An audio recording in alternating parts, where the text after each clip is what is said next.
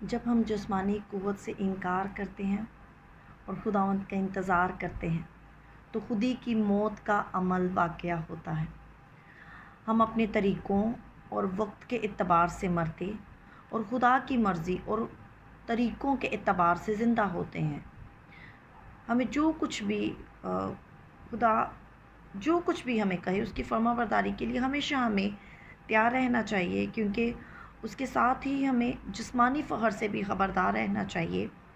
یاد رکھیں، بے صبری کی جڑ غرور ہے، اور مغرور شخص ہمیشہ یہ کہتا ہے کہ خدا مجھے انتظار نہ کروا، جو میرا حق ہے ہر چیز فوری طور پر مجھے ملے۔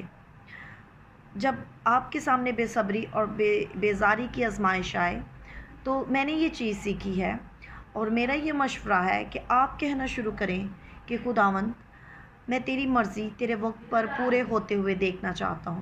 میں تجھ سے آگے نہیں جانا چاہتا اور نہ ہی تجھ سے پیچھے رہنا چاہتا ہوں۔ باپ، میری مدد کر تاکہ میں صبر سے تیرا انتظار کروں اور تیری پاک مرضی، تیرے نیک ارادے میری زندگی میں پورے ہوں، کیونکہ تیرے فیصلے راست اور درست ہیں۔ God bless you all.